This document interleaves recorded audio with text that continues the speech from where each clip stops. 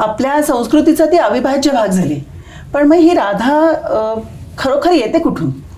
राधा ही देवताच तयार केली गेलेली आहे. गीतगोविंद जसं पुढं जातं तसं आपल्याला दिसतं की राधा हे महत्त्वाचं पात्र म्हणून गीतगोविंदामध्ये वर्णन केलं गेलं. इतर जे प्रकारच्या गवळणी आपल्याकडे रचल्या गेलेल्या आहेत त्या गवळींमध्ये येणारं जे मुख्य पात्र आहे ते राधा म्हणून एक अडल्ट पात्र आहे. असं म्हणतात तिच्या डाव्या भागातून मग कृष्ण उत्पन्न झालेला आहे.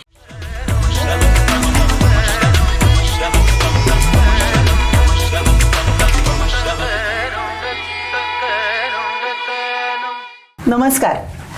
कल संभाषणमध्ये तुमच्या सगळ्यांचं पुन्हा एकदा खूप खूप स्वागत. आज आपल्याबरोबर गप्पा मारायला आलेत आमचे डेक्कन कॉलेजमधले प्राध्यापक गोपाळ जोगे सर. नमस्कार.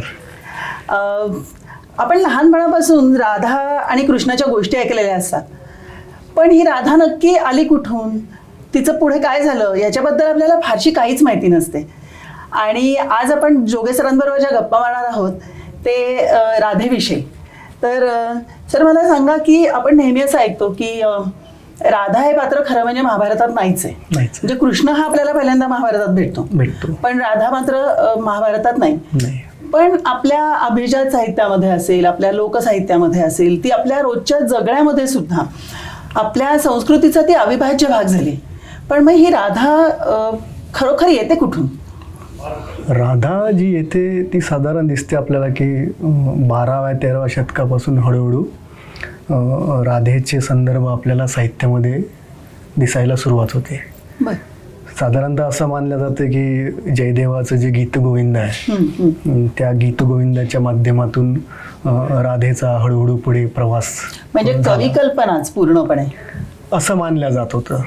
परंतु आता अलीकडे जे नवीन संशोधन उपलब्ध झालेली आहे किंवा राधेच्या संदर्भामध्ये ज्या गोष्टी नव्याने उजेडात आलेल्या आहे त्याच्यामध्ये असं मानलं गेलं आहे की भारतातल्या बऱ्याचशा देवता ज्या आहेत त्या जन्म झालेल्या आहेत किंवा त्यांच्या जन्मासंबंधी आपल्याला विविध कथा आढळतात, जन्मासंबंधी आपल्याला विविध प्रकारचे मिथक आढळतात. परंतु राधेचं तसं नाही. राधा ही तयार केली गेलेली आहे. पण राधा ही देवताच तयार केली गेलेली आहे. म्हणजे जी एक सामाजिक आणि सांस्कृतिक गरज विशिष्ट काळामध्ये निर्माण झाली होती त्या गरजेतून निर्माण झालेली देवता म्हणजे राधा. राधा अगदी एक सर्वसामान्य स्त्री म्हणून प्रारंभी आपल्याला दिसते आणि हळूहळू तिचं सांप्रदायिक स्वरूपामध्ये तिचं उन्नयन झालेलं आपल्याला पुढे आढळून येते. बरं. पण म्हणजे सर आम्हाला जे माहिती आहे त्याप्रमाणे राधा ही कृष्णाची सखी आणि लहानपणापासून म्हणजे कृष्णाच्या तिच्याबरोबरच्या लीला किंवा खोड्या किंवा आणि मग थोडंसं मोठं झाल्यानंतर ती त्याची प्रेयसी किंवा अशाही प्रकारची वर्णनं येतात.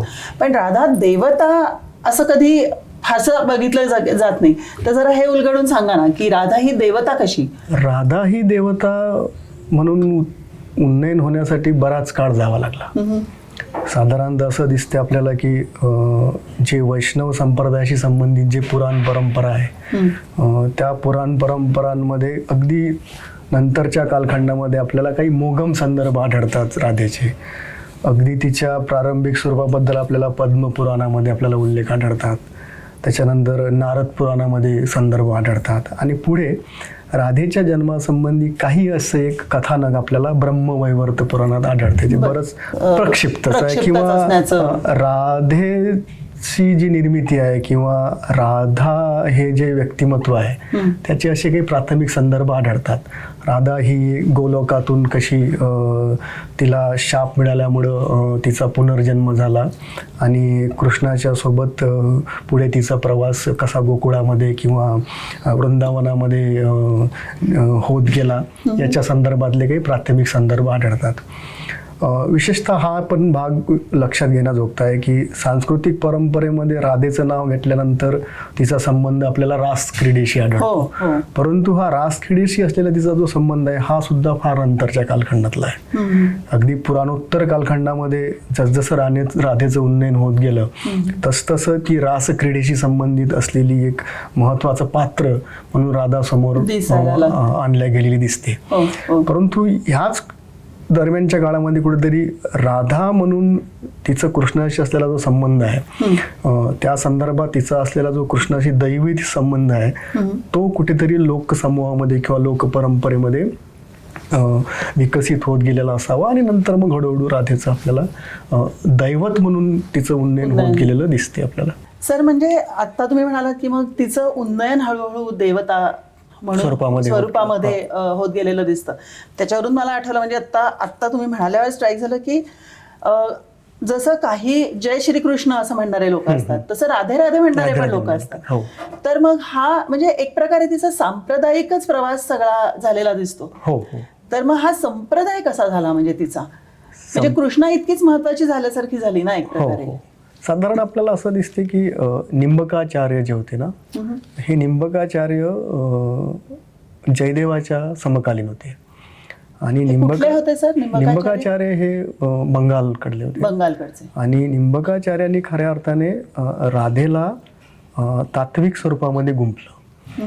म्हणजे पूर्व मध्य काळाच्या शेवटी ज्यावेळेस वैष्णव संप्रदायाची एक जे नैसर्गिक गरज उत्पन्न झाली होती, विशेषतः वैष्णवांचा आणि शाक्तांचा जो सहसंबंध येत गेला होता आणि वैष्णवांना शाक्तांना ॲप्रोप्रिएट करण्याची जी एक सांप्रदायिक गरज उत्पन्न झाली होती, त्यातून मग राधा हळूहळू फिलॉसॉफाईज होत गेलेली दिसते आणि त्याच्यामध्ये निंबकाचार्याचं महत्त्वाचं योगदान आहे. असंही म्हटलं जातं की जयदेव जो आहे ना हा जयदेव निंबकाचार्यापासून खूप इन्फ्लुअन्स झालेला होता, त्याच्या प्रभावाखाली होता आणि त्याच्यामुळे एका विशिष्ट शृंगारिक काव्याची गरज म्हणून राधेचं पात्र त्याने गीतगोविंदामध्ये आणलं. आता गीतगोविंद जर बघितलं तर आपल्याला त्याची प्रारंभिक जे प्रकरण आहे त्याच्यामध्ये विष्णूच्या दशावताराचं वर्णन केलं गेलेलं आहे. विष्णू ही तिथली प्रधान देवता आहे. परंतु हळूहळू गीतगोविंद जसं पुढं जातं तसं आपल्याला दिसतं की राधा हे महत्वाचं पात्र म्हणून गीतगोविंदामध्ये वर्णन केलं गेलेलं आहे. आणि मग कृष्णाच्याच अवताराला महत्व येत जातं. कृष्णाच्या अवतारासोबत राधाच्या अवताराचं महत्व वाढत गेलेलं दिसते. मग राधा हे महत्वाचं पात्र बनते आणि मग हा जो शाक्त आणि कृष्णाचा संबंध जो आहे तो मग राधेच्या माध्यमातून पुढे पुढे विकसित होतो आणि तिथे मग दिसतं आपल्याला की गौळपदाचार्य जे आहेत गौळ संप्रदायामध्ये मग परत आपल्याला मधुरा भक्ती आहे, परत राधेचे वेगळे आयाम आपल्याला दिसायला सुरुवात होते. आता हे सांप्रदायिक आहे. याच्यामध्ये आपल्याला असं कुठं काही असं फोक किंवा अशा प्रकारचं काही आपल्याला संदर्भ आढळत नाही. पण मग जेव्हा सांप्रदायिक तिचं स्वरूप होतं तेव्हा राधेची उपासना किंवा राधेची मंदिरं अशाही प्रकारचं काही दिसतं का आपल्याला? राधेची मूर्ती घडवण्याच्या संदर्भातले आपल्याला काही उल्लेख मिळतात. म्हणजे तिची राधा अष्टमी साजरी करायची. राधा अष्टमीला राधेचा जो बीज मंत्र आहे त्याचं उच्चारण करायचं, त्यासोबतच राधेची सोन्याची मूर्ती घडवून तिचं पूजन करायचं. म्हणजे कृष्णाच्या जन्माष्टमीपेक्षाही राधेच्या अष्टमीला जास्त महत्व प्राप्त झालं होतं. आणि पुढं हा पूर्वेकडून निर्माण झालेला संप्रदाय आपल्याला हळूहळू हा उत्तरेकडून पश्चिमेकडे विकसित होत गेलेला दिसतो. परंतु ह्या प्रवासामध्ये पण इतरच पण आयाम आलेले दिसतात. जसं की आपल्याला राधेचे काही प्राथमिक संदर्भ अगदी फोक परंपरेतले किंवा लोक परंपरेतले ते आपल्याला आभिरांच्या गीतामध्ये आढळतात. आणि आभिरांच्या गीतासोबतच आपल्याला खाली दक्षिणेमध्ये जे अलवार संत होते त्या अलवार संतांच्या अभंगांमध्ये आपल्याला पिन्नई नावाची एक स्थानिक गोपी आढळते. पिन्नई. आणि काही विद्वानांचं असं म्हणणं आहे ही जी पिन्नई आहे हीच पिन्नई कालांतराने राधा म्हणून विकसित होते. हे आधीच आहे म्हणजे हे 11-12व्या शतकाच्या अगोदरच आहे. याचे संदर्भ म्हणजे साधारण जाईल तर आपल्याला ते 7व्या-8व्या शतकापासून पुढे हे संदर्भ आलेले दिसतात.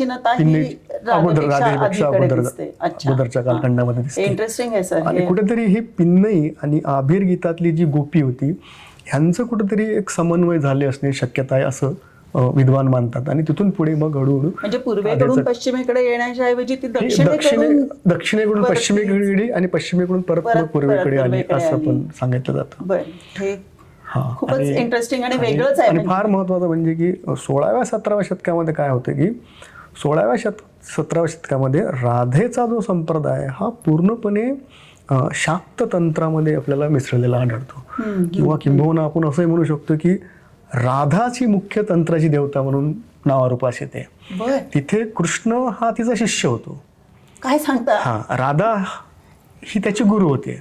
आणि कृष्ण जो येतो तिथं शिष्य म्हणून तो कालीचा अवतार म्हणून येतो.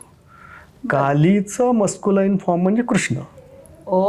आणि हे आपल्याला संदर्भ मिळतात की जे राधा तंत्र जे आहे राधा तंत्रामध्ये आपल्याला हे सगळे संदर्भ मिळायला सुरुवात होते, ज्याची रचना असं मानलं जाते की 17-18 शतकामध्ये केल्या गेलेली आहे आणि त्याचा मोठा प्रसार झाला. म्हणजे बंगालमध्ये प्रसार झाला, बंगालकडून ते उत्तरेकडे गेला, उत्तरेकडून नेपाळपर्यंत आपल्याला ह्या संप्रदायाचा प्रसार झालेला दिसतो. आणि तिथे मग राधेची तुलना जी केली आहे, राधा ही कृष्णाची आदिशक्ती आहे आणि कृष्णाची जी इटर्नल पॉवर जी आहे ती इटर्नल पॉवर म्हणजे राधा शक्ती म्हणूनच. आणि म्हणून मग असं दिसते की राधा ही मूल प्रकृती आहे. राधा ही मूल प्रकृती आहे सांख्यांच्या नुसार, तत्वज्ञानाकडे जाते आणि राधा ही मूल प्रकृती असल्यामुळे ती सुपिरियर आहे. कृष्ण तिचा सबऑर्डिनेट तिथं त्या ठिकाणी होतो आणि त्या माध्यमातून मग तो तिचा संप्रदाय मोठ्या प्रमाणामध्ये विकसित झालेला आढळतो. बर, अजूनही ह्या प्रकारचा संप्रदायाचं हे दिसतं.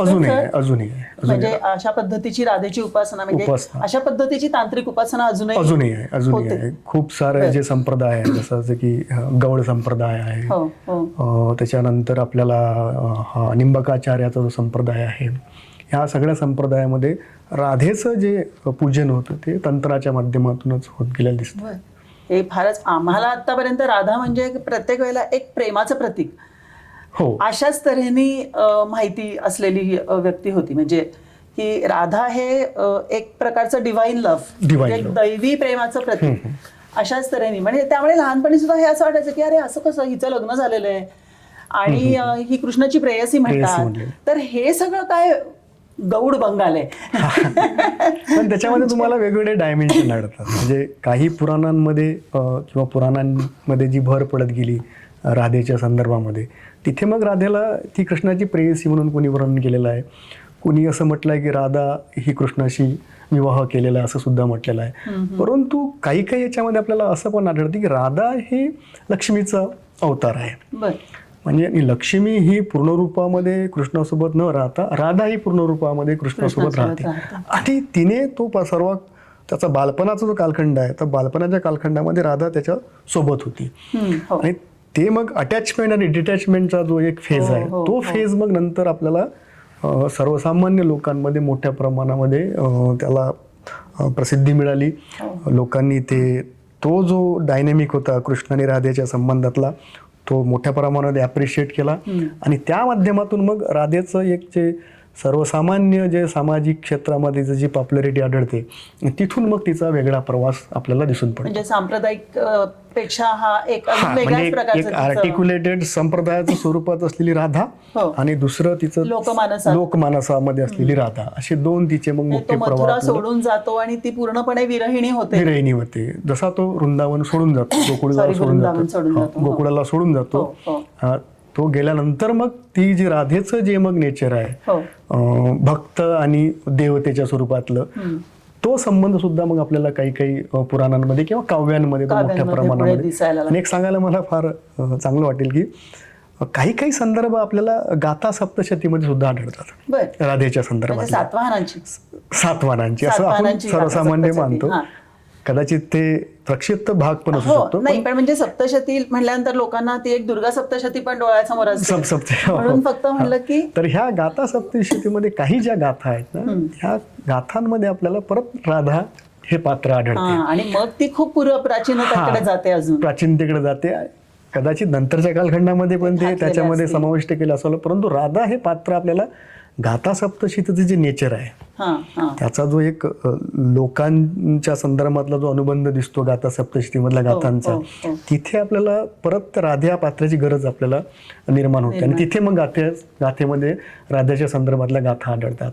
हा फार महत्वाचा भाग जो आहे. ज्यावेळेस आपण याला प्रादेशिक स्तरावर राधा ठेवतो आपण, म्हणजे पश्चिमेकडे आभिर गीतामध्ये आढळणारी राधा, पूर्वेकडे तिचं सांप्रदायिक स्वरूपामध्ये असलेलं उन्नयन, आणि त्याच बरोबरीनं दख्खन आणि दक्षिणेमध्ये जे राधेचं स्वतंत्र अस्तित्व दिसते, त्या संदर्भामध्ये आपल्याला गाथा सप्तशती एक महत्वाचा पुरावा म्हणून दिसतो. लोक संस्कृतीमध्ये आलेली आढळते. आणि मला वाटतं की हा जो बेस आहे तिचा लोकसंस्कृतीतला जो आपल्याला गाथा सप्तशतीच्या संदर्भात आढळतो, तो मला वाटतं की पुढे मग आपल्याला भारतीय म्हणजे महाराष्ट्रातल्या संत साहित्यामध्ये तिचं जे आपल्याला अस्तित्व आढळते वेगवेगळ्या माध्यमातून. म्हणजे भक्तीच नाही, म्हणजे भक्ती, देव आणि भक्ताचा संबंध हा संबंध वेगळ्या प्रकारचा, परंतु राधा हे पात्र आल्यानंतर भक्तांमध्ये जे एक उत्सुकता आढळली आपल्याला अभंगांमध्ये किंवा त्यांच्या काव्यांमध्ये, कदाचित ती उत्सुकता आपल्याला राधेच्या माध्यमातून आली असावी असं दिसून पडते समजा. म्हणजे जे फोक फॉर्म्स अडॉप्ट केलेले, एकनाथ आहे किंवा तुकाराम आहे किंवा इतर जे संत कवयित्री आहे, ह्यांना जवळ जाणारे जे पात्र होतं त्यांच्या स्वतःच्या व्यक्तिमत्वाच्या अनुषंगाने ते कदाचित राधा असावं. आणि कदाचित त्याचे मूळ हे अगदी ऐतिहासिक कालखंडामध्ये असणे शक्य. म्हणजे ते भक्त आणि देवाचं जे एक नातं आहे, जे फक्त भक्ती आणि याच्या पलीकडे जातं आणि ते सगळ्याच नात्यामध्ये देवाला आपला मानायला लागतं. म्हणजे तो प्रियकर पण आहे, तो म्हणजे ते तूच बंधू सखा अशा पद्धतीने त्याच्याकडे सगळं जे बघितलं जातं तिथे कुठेतरी ते. पण मग संत साहित्याच्या बरोबर सर, आता तुम्ही त्या दिवशी पण म्हणालात की आपल्या लोकसाहित्यामध्ये पण, म्हणजे संत साहित्याच्या व्यतिरिक्त, म्हणजे लावणी असेल किंवा अशा प्रकारचं जे आपलं साहित्य, त्याच्यातही आपल्याला राधा सगळीकडे दिसते. म्हणजे कारण की राधेचं जे मूलरूप आहे ते मूलरूप म्हणजे की ती आली आहे गोपालकांकडून. तिचे पिता गोपालक होते संदर्भानुसार, आणि तिचा जो पूर्व जन्म जो होता किंवा तिची अगोदरच्या जन्मामध्ये ती गोलोकामध्ये होती, आणि गोलोकातून ती गोकुळाला तिचा पुनर्जन्म झाला आणि नंतर तिचा कृष्णाशी संबंध झाला. हा जो धागा आहे म्हणजे गोपालकांचा, पशुपालकांचा, ह्या धाग्याने तिला बांधल्या गेलेला लोकमानसाशी. आणि त्याच्यामुळं गोपालकांची जी संस्कृती होती समजा, त्या संस्कृतीच्या माध्यमातून राधा हे जे स्त्री पात्र आहे, म्हणजे एकीकडे तुम्हाला असंख्य पुरुष पात्र दिसतात गोपालक पशुपालकाशी संबंधित, परंतु राधाच एक असं एक पात्र दिसतं की जे पशुपालक संस्कृतीतून पुढे हळूहळू तिचं उन्नयन झालं असावं. म्हणून तिचे लोकमानसामध्ये आपल्याला तिचे मोठे प्रभावी संदर्भ आढळतात. आणि मग त्या प्रभावी संदर्भातून जसं जसं तिचं ॲप्रोप्रिएशन होतं लोकसंस्कृतीमध्ये, म्हणून मग ती लावणीत आढळते, ती बतावणीमध्ये आढळते, किंवा मग इतर जे प्रकारच्या गवळणी आपल्याकडे रचल्या गेलेल्या आहेत त्या गवळींमध्ये येणारं जे मुख्य पात्र आहे ते राधा म्हणून एक अडल्ट पात्र आहे. ती वयस्कर आहे, तिला सगळ्या गोष्टीचं ज्ञान आहे, तिचा सल्ला घेणं महत्त्वाचं आहे, तिचं मार्गदर्शन असणं पण फार महत्त्वाचं आहे, आणि त्या माध्यमातून मग आपल्याला तिचं पात्र ती उभं केलेलं दिसते. म्हणजे तिची वाट अडवली तर चालणार नाही. तिची परवानगी महत्वाची आहे. म्हणजे अगदी कृष्णाला सुद्धा काही काही वेळा तिच्यासमोर नमतं घ्यावं लागतं, आणि ते नमतं घेऊन मग त्यांचा जो संवाद होतो तो संवाद परत महत्वाचा आहे. म्हणजे एक तुम्हाला जो दिसतो की पौराणिक परंपरा असो किंवा तिच्या सांप्रदायिक परंपरेमध्ये सुद्धा आपल्याला कृष्ण आणि राधेचा संवाद आहे, तो संवाद अगदी तात्विक पातळीवर होत असे दिसतो. त्याच संवादाचं स्वरूप आपल्याला ह्या लोकसंस्कृतीच्या प्रकारामध्ये आढळते. तिथे पण कृष्ण राधेला काही प्रश्न विचारतो, राधा त्या प्रश्नाचे उत्तर देते, आणि त्याच्या जे काही शंका असतात किंवा त्याचे जे काही प्रश्न असतात ते प्रश्न सोडवण्याचा प्रयत्न ती राधा करते. इंटरेस्टिंग आहे ना सर, की तात्विक पातळीवरचं जे आहे ते लोकसाहित्यातून सोप्या पद्धतीने लोकांपर्यंत आणण्याचा सगळा हा प्रयत्न आहे, आणि त्या आयाम तोच आहे. म्हणजे ते प्रश्नांचं स्वरूप जे असतं बतावणी मधलं, त्या प्रश्नांचं स्वरूप बऱ्यापैकी तात्विक स्वरूपाकडे जाणार असतं.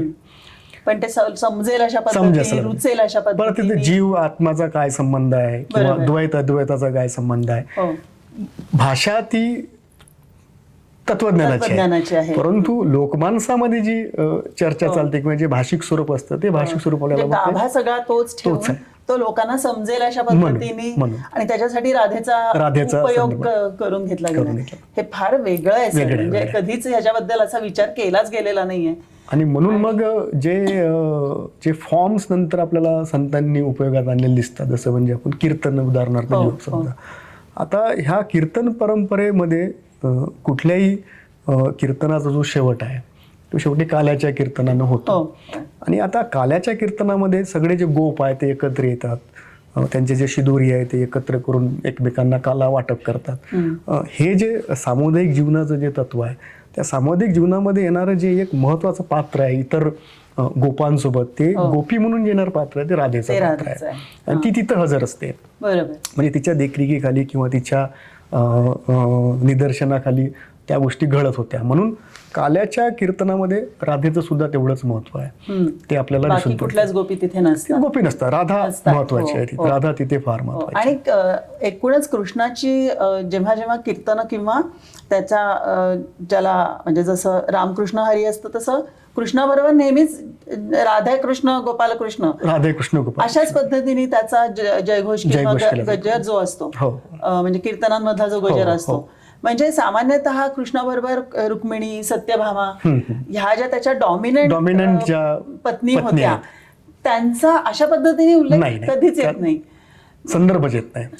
आणि मला मग इथून परत एक संदर्भ सांगावासा वाटतो की राधा तंत्रामध्ये आपल्याला दिसतं की राधा ही मुख्य देवी आहे आणि तिच्या सबऑर्डिनेट आहे महिषासूर मर्दिनी आणि महासरस्वती. बर ती मुख्य शक्ती आहे आणि त्या शक्तीच्या ह्या परत आणि तिला मग ती त्रिपुर सुंदरी म्हणून तिला कन्सिडर केलेलं आहे. बर she is a ultimate manifestation of Tripura Sundari and flank by the Mahasaraswati आणि दी महिषासूर महिषासुरमर्दिनी. आणि ती सगळी एम्बोडाईड करते.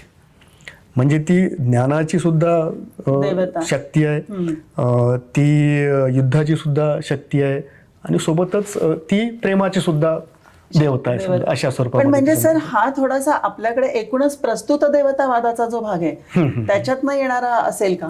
म्हणजे ज्या देवतेबद्दल आता कारण ते राधा तंत्रच आहे त्याच्यामुळे राधेबद्दल आहे म्हणल्यानंतर तीच सर्वश्रेष्ठ. हो. म्हणजे असं साधारणपणे कुठल्याही देवतेच्या तंत्रामध्ये आपल्याला दिसेल की मग तोच देव हा सर्जक पण आहे, तोच रक्षक पण आहे आणि तोच डिस्ट्रॉयर पण आहे, म्हणजे तोच संहारक पण आहे. नाही, त्याचं कारण असं झालं की राधेचं जे नंतरच्या कालखंडामध्ये आपलं जे उन्नयन दिसतं ते सहजीयन संप्रदायामध्ये जास्त दिसतं. सहजी संप्रदाय बर किंवा सहजयान ज्याला म्हणू किंवा सहजयोग ज्याला म्हणू, या संप्रदायामध्ये राधेचं महत्व मोठ्या प्रमाणात वाढलेलं दिसते. साधारणतः 17-18 शतकानंतरचा इतिहास जर बघितला तर या परंपरेमध्ये राधा ही मुख्य देवता म्हणून समोर आलेली दिसते. मग त्या माध्यमातून ती एक मुख्य देवता आहे किंवा ती एक सुप्रीम शक्ती आहे. त्या माध्यमातून मग तिचे मग वर्णन आपल्याला त्या संप्रदायामध्ये आढळून येतात. आणि अजून एक त्या दिवशी तुम्ही उल्लेख केला होता की सुफी संतांनी पण राधेची राधेच्या संदर्भातली काही म्हणजे मीराबाईची कवनं असतील अशी वापरली, रहिमाची दोहे असतील किंवा दोहे काव्यामध्ये कबीरांची दोहे इथे आपल्याला राधेचे संदर्भ आढळतं. म्हणतो की ती जी सामाजिक सांस्कृतिक आणि धार्मिक गरज उत्पन्न झाली 15-16 शतकानंतर, त्या गरजेचं खऱ्या अर्थानं जर प्रतिकात्मक स्वरूप जर कुठल्या देवतेच्या स्वरूपात निर्माण झालं असेल तर ती म्हणजे राधा सर्वांनीच अप्रिशिएट केली. कारण काय कारण असेल सर? कारण तिने सगळ्यांना सगळ्याच गोष्टी स्वातंत्र्य दिलेलं आहे. कारण ती वय, लिंग, जात, सामाजिक स्तर या सगळ्यांच्या पलीकडे जाणारं ते पात्र होतं. बरोबर. आणि जन्मही तिचा माहित नाही. बरोबर. म्हणून she was not born, she was created असं म्हटलं जातं. प्रत्येक देवताचा जन्म झालेला आहे किंवा जन्मासंबंधी कथा आहेत, परंतु राधा अशी आहे की तिला तयार करावं लागलं आणि ती तयार केल्यानंतर तिचा ज्या झपाट्यानं प्रसार झालेला दिसतो म्हणजे त्याला तोड नाही. कारण तिला समांतर असं आपल्याला दैवत स्वरूपामध्ये कुठलंच पात्र दिसत नाही. इतका तिचा मोठ्या प्रमाणामध्ये लोकसंस्कृतीमध्ये असो किंवा मुख्य परंपरेमध्ये असो तिचं अस्तित्व दोन्ही ठिकाणी तेवढंच प्रभावी आढळतं आणि तेवढंच महत्वाचं. महाराष्ट्रामध्ये देवता म्हणून राधेचं अस्तित्व इतकं मोठं दिसतं का सर? आढळतं ना आपल्याला. म्हणजे जर आपण सखोल जर संत साहित्याचा आढावा घेतला समजा तर आपल्याला जे समजा अगदी ज्ञानेश्वरोत्तर जे आपल्याला सगळे जे संत काव्य दिसते किंवा भंग दिसते त्याच्यामध्ये राधेच्या संदर्भामध्ये आपल्याला मोठ्या प्रमाणामध्ये तिचं गुणवर्णन असो किंवा राधेचा कृष्णाशी असलेला संबंध असो किंवा राधेचं भक्तीच्या संदर्भातलं जे स्थान असो त्या स्वरूपामध्ये तिचं वर्णन आढळते. म्हणून अगदी अभंग परंपरेमध्ये गवळणीचं गायन करणं म्हणजे वृंदावनी वेणू जी गवळण आहे ह्या सगळ्या गवळणींमध्ये आपल्याला राधेला केंद्रीभूत धरून आपल्याला वर्णन आढळतं. किंवा महाराष्ट्राचा जर संदर्भ घेतला तर विठ्ठलाची जी मिथकं आहेत त्या विठ्ठलाच्या मिथकांमध्ये सुद्धा आपल्याला राधेचं पात्र आढळतं. म्हणजे जसं रुक्मिणी हे पात्र आहे किंवा पदुबाई हे पात्र आहे, राही हे एक पात्र आहे. ह्या पात्रांसोबत आपल्याला राधा हे सुद्धा एक पात्र आढळतं. कारण विठ्ठल जो आला पंढरपूरला तो गोप म्हणूनच आलेला आहे. बरोबर. त्याच्या खांद्यावर घोंगडी आहे, तो हातामध्ये काठी घेऊन घुंगूर काठी घेऊन आहे. तो गोप म्हणून आला तर गोप म्हणून आला त्याच्यासोबत आला कोण? ती आली राधा.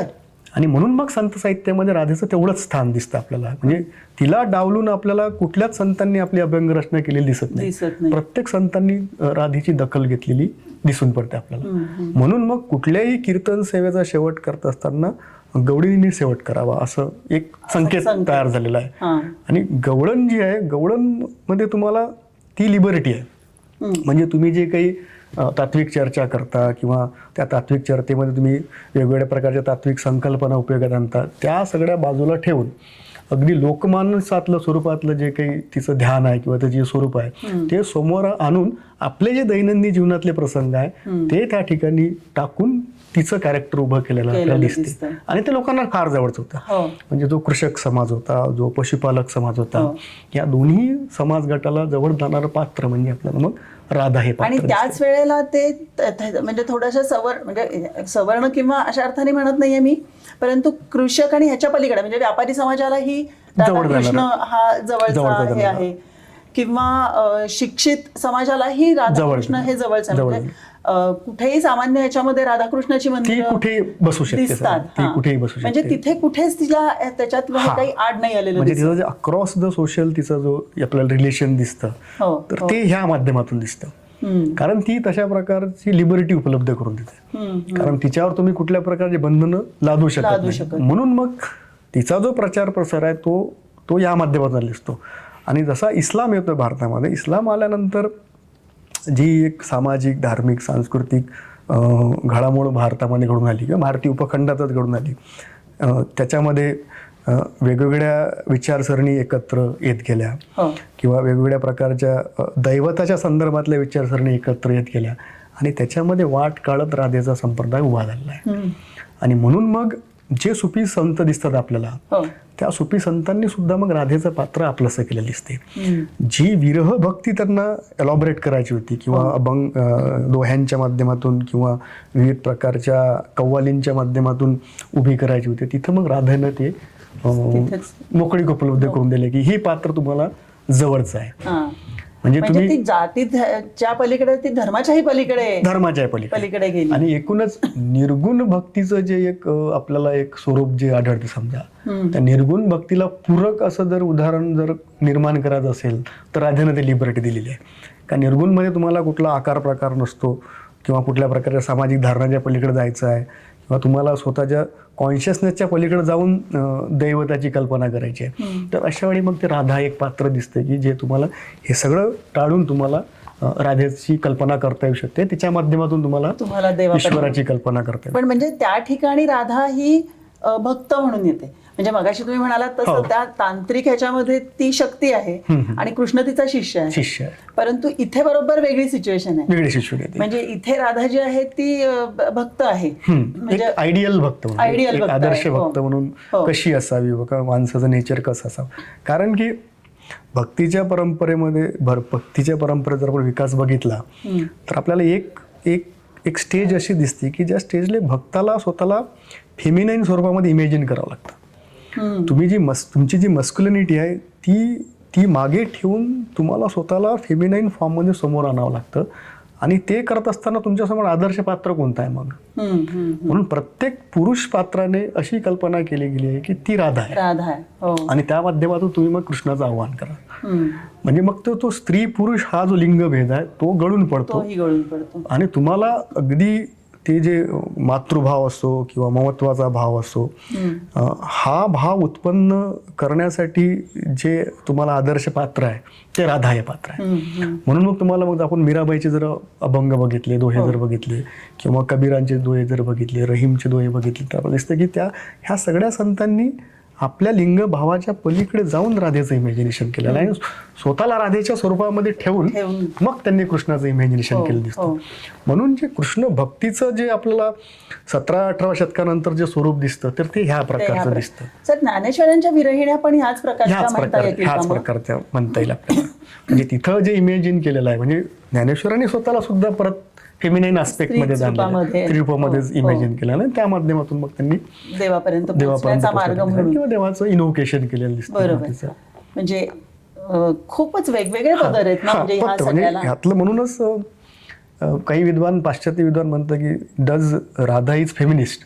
त्या भागामुळेच राधेचं पात्र जास्त प्रसिद्ध पावलं आणि लोकांना ते जास्त जवळचं वाटत गेलेलं आहे. म्हणजे लोककथांमध्ये कधी कधी तिला विवाहित असूनही कृष्णाबरोबरच्या मैत्रीसाठीचे लोकापवाद हो हो असेही काही हे दिसतात आणि तरी सुद्धा ती त्या सगळ्याच्या पलीकडे पलीकडे गेलेली गेली दिसते.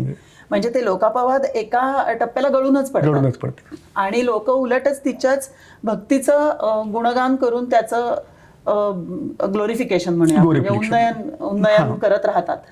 तर गौरवीकरणाच्या एका पातळीपर्यंत आपल्याला राधा दिसेल पडेल, पण गौरवीकरणाच्या पलीकडे सुद्धा राधेचं पात्र आपल्याला उरलेलं आढळते आणि ते मग या माध्यमातून दिसतं. म्हणजे तिचं जे एक सामाजिक अस्तित्व दिसते ते सामाजिक अस्तित्व कदाचित ह्याच गोष्टीमुळे टिकून राहणे असणे शक्यता आहे आणि त्या माध्यमातून मग तिचा जो प्रवास आपल्याला दिसतो आणि तो जो आपल्यापर्यंत येऊन ठेपलेला आहे.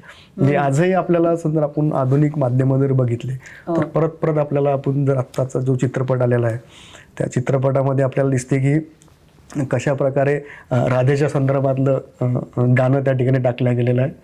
मराठीचा चित्रपट आहे तो आपली ही कोण आलिया भट्ट त्याच्यामध्ये जे गाणं आहे त्या गाण्यामध्ये परत राधेचं पात्र आणलं गेलेलं आहे. परत तिच्या त्या प्रकारचं जे ह्युमन रिलेशनशिप आहे मेल फिमेल रिलेशनशिप आहे ती मेल फिमेल रिलेशनशिप डिफाईन करण्यासाठी राधा हे पात्र सर्वात जवळचं वाटलं.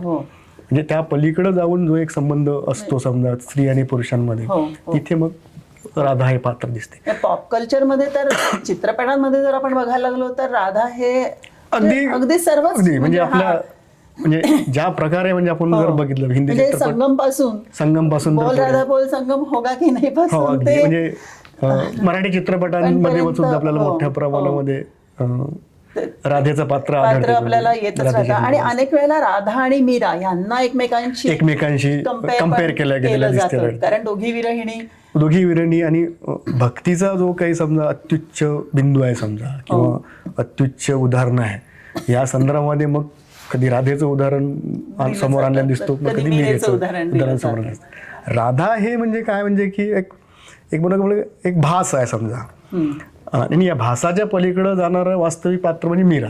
ह्या माध्यमातून मग ते कंपॅरिझन आपल्याला समोर आणल्या गेलं दिसतं. छान सांगितलं सर हे कारण राधा हे मुळात नसलेलीच गोष्ट आहे म्हणजे ते एक सगळी निर्माण केलेली कल्पनेतूनच आलेली गोष्ट म्हणजे ती आभासात्मकतेतून तयार केलेलं पात्र समजा. पण तुमच्याकडे एक अस्तित्वात असलेलं पात्र आहे ते म्हणजे मीरेचं पात्र आहे. मग यांच्या भक्तीचा स्तर कसा म्हणजे समजा यांचा कृष्णाशी असलेला जो संबंध आहे तो कुठल्या पातळीवरचा आहे कुठल्या लेवलचा आहे समजा ह्या माध्यमातून ते आपल्याला दिसते. आणि मीरा ही ऐतिहासिक जिवंत स्त्री असल्यामुळे ती त्या टोकापर्यंत जाऊ शकत नाही आणि राधा ही मुळातच आभासात्मक असल्यामुळे ती कुठल्याही लेवलला जाऊ शकते. म्हणजे तुम्ही तिला कुठल्याही प्रवाहात टाकू शकता तिला कुठल्याही प्रवाहामध्ये घेऊ शकता किंवा तिला कुठल्याही रंगामध्ये तिला मिसळू शकता असं ते पात्र आपल्याकडे निर्माण झालेलं आहे. रंगावरून म्हणजे पुन्हा रंगपंचमी आणि हे सगळे जे आहे त्याच्यातही पुन्हा राधाकृष्णाचं दिसते. आणि परत कृष्ण परंपरेमध्ये जो एक पॅराडॉक्स साधला गेलेला आहे म्हणजे कृष्ण भक्तीच्या परंपरेमध्ये त्याला पूर्णावतार मानला गेला. पण हा पूर्णावतार कशामुळे आहे कारण त्याच्यासोबतच राधा ही पूर्ण आहे त्या ठिकाणी आणि ती असल्यामुळे तो पूर्ण झालेला आहे. म्हणून मग राधेचं ज्यावेळेस आपल्याला दैवतीकरण झालेलं दिसते तर मग राधेच्या कुठल्या भागापासून कुठल्या देवता उत्पन्न झाल्या म्हणजे वेगवेगळ्या ज्या त्रिपुर सुंदरी ज्या आहेत त्या कुठल्या भागातून कोण निर्माण झालं याच्याबद्दलचे आपल्याला मग तंत्रामध्ये वर्णन आढळतं. म्हणजे ती जर मुख्य उत्पन्न करणारी जर देवता असेल तर तिच्या माध्यमातून कोण कोण उत्पन्न झाले तिच्या डाव्या भागातून कोण झालं असं म्हटलं तिच्या डाव्या भागातून मग कृष्ण उत्पन्न झालेला आहे. आता भारतीय परंपरेमध्ये आपल्याला पुरुष देवतेला डाव्या भागाचं स्थान दिलेलं आढळते. राधाची असे एक पात्र दिसते की जिच्या डाव्या भागातून कृष्ण उत्पन्न झालेला आहे आणि ती त्याला शिकवते ती त्याला गुह्य ज्ञान शिकवते. आणि याचं फार महत्त्वाचं अजून आपल्याला उदाहरण सांगता येईल की हे कोणाला सांगत आहे हा शिव हा पार्वतीला सांगत आहे आणि संदर्भ असा आहे की राधा जी आहे she itself is an incarnation of Shiva असा तो मग संदर्भ आपल्याला मग अगदी पूर्व परंपरेतून जो एक धागा आहे शिवाचा म्हणजे पुन्हा पार्वतीचा असं म्हणजे कॅरेक्टर्स वेर चेंज राईट म्हणजे त्यांचं जे लिंग आहे ते बदलून गेलेलं आहे आणि नव्या स्वरूपामध्ये त्यांना ढाळला गेला. म्हणजे तो जो आपल्याला संदर्भ दिसतो हरिहराचा तो पुन्हा हरिहर असा- संदर्भ कसं बदलत बदलत बदलत मग नव्या स्वरूपामध्ये स्वरूपामध्ये. राधेचा संप्रदाय ज्यावेळेस येतो तसा तो मग नव्यानं दिसायला लागतो. हो. मग तिथं राधा ही स्त्री होते आणि कृष्ण हा स्त्री रूपातला पुरुष तिथं पुरुष होतो. होतो. हम्म. आणि मग त्या माध्यमातून त्यांचा जो संवाद तो विकसित होतो. म्हणून आपण जर ते राधा तंत्रातले जर वर्णन बघितले तर मग आपल्या लक्षात येते की ह्याचा बेस काय आहे, म्हणजे समजा हम्म. आणि कुठल्या मूलतत्वावर ह्या सगळ्या संप्रदायाची उत्पत्ती झालेली आहे आणि कशा प्रकारे राधेला एक मुख्य आधार देवता म्हणून त्या संप्रदायामध्ये मांडल्या गेलेल्या समजा. आणि जेणेकरून मग त्या संप्रदायाशी संबंधित जे लोक होती त्या लोकांनी मग तिला कसं मुख्य देवता म्हणून ऍक्सेप्ट केलं गेलं ती आपल्याला दिसते समजा. कारण ती पॉवर इनहेरिट करते. बरोबर. आणि ती पॉवर इनहेरिट करत असल्यामुळे मग तिचा जो समजा मंत्र आहे किंवा तिच्या संदर्भातले जे आपल्याला पूजेचे विविध प्रकार आढळतात ते मग तसे विकसित केले गेले विकसित दिसतात. झालेले दिसतात. म्हणून मग भाद्रपद महिन्यामध्ये येणारी जी अष्टमी आहे हम्म. ती अष्टमी राधा संप्रदायातल्या लोकांसाठी महत्त्वाची. मोठी अष्टमी, सगळ्यात महत्त्वाची. सगळ्यात मोठी अष्टमी जन्माष्टमीपेक्षा. हम्म. आणि त्या माध्यमातून असं मानलं जातं की त्या अष्टमीला ज्यावेळेस राधेची पूजा केली जाते किंवा तिचा जो बीजी मंत्र उच्चारला जातो आणि त्यानंतर मग तो जो भक्त आहे तो भक्त राधाच्या स्वरूपामध्ये लीन होऊन तिच्या स्वरूपामध्ये असिम्युलेट होतो किंवा बरं. तिला तिच्यामध्ये मर्ज होतो अशा प्रकारे. म्हणजे संपूर्ण हा, म्हणजे मुक्ती म्हणा किंवा एक मुक्तीचा मार्ग म्हणा. त्या म्हणून मग पुढे जो आपल्याला काही उपनिषद रचल्या गेले त्या उपनिषदांमध्ये मग सुद्धा आपल्याला मग राधोपनिषदामध्ये आपला राधेचा बरं. मग उपनिषदिक तिचं मग फिलॉसॉफिकल त्याचं हा, एक्सप्लेनेशन philosophy. पडतं समजा. बरोबर. हे फारच वेगळं आहे हा सर. पण म्हणजे कधीच आतापर्यंत ह्याच्याबद्दल लोकांनाही फार माहिती असेल असं मला वाटत नाही. आणि ह्याच्यावर बोलण्यासारखं खूप खूप आहे. काय म्हणजे म्हणजे हे आपण अगदी याचे जर सगळे तपशील जर आपण उलगडत गेलो तर मग आपल्याला लक्षात येईल की हा, हे की किती मोठं ह्याच्यावर पात्र एक आहे. अख्खा सिरीज होऊ शकेल म्हणजे एपिसोड म्हणजे अगदी होऊ शकतील. राधेचं फोक परंपरेमध्ये असलेलं अस्तित्व हो. किंवा राधेचं पूर्व भारतामध्ये असलेलं असलेलं अस्तित्व अस्तित्व आणि हे सगळं. किंवा गीतगोविंदामध्ये असलेलं राधा हे पात्र समजा. आणि नंतर मग जे समजा आपल्याला गायन आहे, नृत्य आहे, हो. ह्या सगळ्या परंपरेमध्ये राधा जे पात्र येतं पॉवरफुल पद्धतीने म्हणजे रासलीला म्हटल्यानंतर जे पात्र आपल्या नजरेसमोर येतं कृष्णानंतर फक्त ते म्हणजे राधाच येते पहिल्यांदा. राधा. हो. त्याच्यानंतर ज्या अष्टगोपी ज्या आहेत हो. ह्या अष्टगोपी ज्या निर्माण झालेल्या आहे ह्या अंश आहेत राधेच्याच.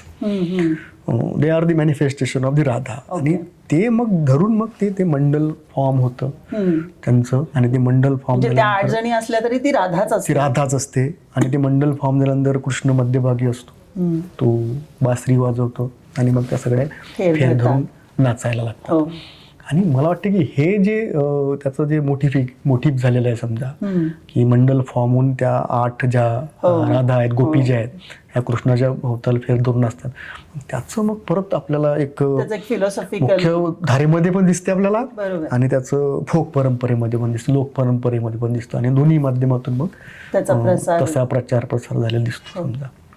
म्हणजे गुजरात आपलं तर पश्चिम भारत जर पूर्ण घेतला आपण, राजस्थान असो, गुजरात असो, ह्या सगळ्या प्रदेशामध्ये आपल्याला मग ते पात्र मग तशा प्रकारे दिसतं. दिसायला लागतं. जरी तिथे आपल्याला जय कृष्ण म्हणून लोक जरी उच्चार करत असले तर जे त्याच्या आतमध्ये असलेलं जे पात्र आहे ते राधाच राधाच आहे. असते. म्हणून मग राधे राधे जे म्हटलं जातं ते फार महत्वाचं हो. आहे. राधे राधे जे म्हटलं ते फार महत्वाचं आहे. हा, म्हणजे ते एक मला कुतूहलच होतं की असं राधे राधे म्हणून ग्रीटिंग करण्याची पद्धत ही बाकी कुठल्याही स्त्री कुठल्याही पात्राच्या स्त्रीपात्र बाबतीत आपल्याला दिसून पडत दिसत नाही. म्हणजे आपण जय श्रीराम म्हणतो, जय जय श्रीकृष्ण म्हणतो, पण कधी जय लक्ष्मी असं म्हणून कोणी एकमेकांना भेटलं नाही. किंवा जय दुर्गा असं म्हणून एकमेकांना असं कधी दिसत नाही. दिसत नाही. अगदी जय अंबे सुद्धा जय अशा पद्धतीने दिसत नाही. किरकोळ समजा, हा, नाही, असलं म्हणजे तरी जय अंबे ही देवाची उपासनेमध्ये येतच येतं. पण एकमेकांना भेटल्यानंतरचं ग्रीटिंग म्हणून म्हणून राधे असं राधे. वापरणं हे माझ्या दृष्टीने खूप आणि मला वेगळं. वाटतं की हे सगळं त्या ह्या सामाजिक आणि सांस्कृतिक प्रक्रियेचंच एक प्रतिफल होतं. ज्यातून मग ते राधे राधे उच्चारण करणं हे जास्त महत्वाचं मानलं गेलं. आणि कृष्णाच्या अगोदर राधेचं नाव घेणं जास्त महत्वाचं मानलं गेलं. जसं एकीकडे आपल्याला सीतेचं पात्र दिसतं रामायणाच्या संदर्भामध्ये, पण सीता ही जन्म पावलेली आहे. तिच्या जन्माबद्दल जे आपल्याला कथा संदर्भ पण आढळतात, आहेत. कथा पण दिसतात, ते विविध असतील, त्याच्याबद्दल वाद नाही. बरोबर. पण राधेच्या संदर्भात हे पण आढळत नाही आपल्याला. पण तरी सुद्धा राधा ही प्रथम होते, म्हणून राधे कृष्ण हा मंत्र मग पडत आपल्याला सगळीकडे दिसतो, किंवा राधे श्याम. बरोबर. आणि म्हणून मग राधेचं जे सहस्त्रनाम आहे, राधा सहस्त्रनाम जे आहे, त्या राधा सहस्त्रनामामध्ये मग आपल्याला मग ही सगळी नावं दिसायला लागतात आपल्याला. आणि तिथे मग तिचं एक नाव जे आहे ती श्यामा आहे. ती श्यामा आहे, तिला वेगवेगळ्या नावाने तिला संबोधल्या गेलेलं आहे. आणि तिथं दिसते मग आपल्याला की कसं त्या सहस्त्रनामाच्या माध्यमातून राधेला वेगवेगळ्या परंपरेमध्ये ठेवण्याचा प्रयत्न केला गेलेला आहे, असं ते आपल्याला दिसून पडते. आणि ते मला वाटतं की ती कल्टिक फुलफिलमेंट आहे तिचं, म्हणजे एखाद्या सहस्त्रनामाच्या पातळीवरती पोहोचलेली आहे समजा. बरोबर. म्हणजे तुम्ही मगाशी म्हणालातच की ती महासरस्वती आणि महिषासुरमर्दिनी तिला सुपिरियर समजलं, तर अजून मोठं स्थान तिला काय द्यायचं. मला वाटतं आपल्या ह्या प्रकारच्या गप्पा कधीच संपणं शक्य नाही. पण आज आपल्याला इथे थांबायला लागेल.